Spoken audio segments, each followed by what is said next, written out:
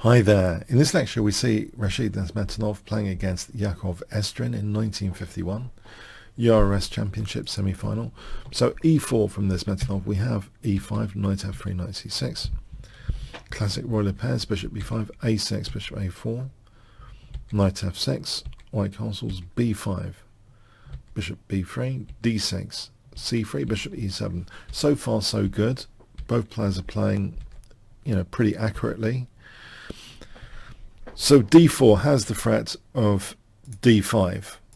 So that needs to be handled somehow. Black takes on b3, queen takes b3, queen d7, knight bd2, rook fe8. Now knight f1, e takes d4. Perhaps this is a slight inaccuracy.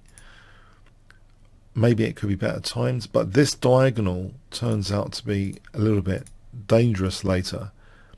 So just bear that in mind, that this diagonal could be a key attacking diagonal, in fact. So knight a5 makes things a bit worse. Again, d5 actually might be a way to go here, just limiting white's advantage to a small edge. But knight a5, queen c3, knight c4, the queen and bishop can try and line up a bit on this diagonal soon, as we're about to see. c5, now b3, knight b6, bishop b2. So there's a nice battery potential here. b4, queen d2, a5. So black is aiming to try and close up the bishop on b2, striking on that diagonal. We have d takes c5, d takes, now queen g5. So pinning the knight. Basically, well, knight h5 we take on h5. Otherwise there's queen takes g7 for other knight moves. So we have h6, which, the job done of provoking a weakness, provoking a target there, provoking an underminable target potentially. And c4 actually makes things a bit worse. Again, queen c6 here, knight f5. It is scary looking, this position. White could take out e7 as example, and being able to claim a significant advantage here. In fact, overall this is getting pretty dangerous for black. All sorts of interesting possibilities for white because this dangerous bishop without a counterpart. But c4 was played, bishop d4. Okay, we have rook a6, knight f5. Now here is the major mistake, making things even worse for black. So queen e6 being played. So there's a nice little combinatory exploit here of the queen on e6. Well, which helps that black participates in. So, okay, it starts with bishop takes b6, and black should play now queen takes b6. So, for example, here, queen g3, this is dangerous for black in any case. So, potentially we can play like this, knight f5 check might be the way to go. If g takes, there's knight e6 double check, and then that will be mating. So let's say this position, we could take out the dark square bishop and just be clearly better. So queen takes b6 had to be played. The queen is left on e6 as a kind of tempo gaining target. So after bishop takes, black actually played rook takes. So we've got this tempo gainer to bear in mind as a kind of nice ingredient of tactics and combinations, this tempo gainer on the queen. So theoretical tempo gainer. So is it mostly harmless, or is there something about it which is super interesting here for Super Nez, as he's sometimes called? So Super Nez in action here based on just the possibility of this major tempo gainer. So giving up voluntarily a bishop for these like dangerous attacking knights here. What would you play in this position for 100 points? It's a really nice combination.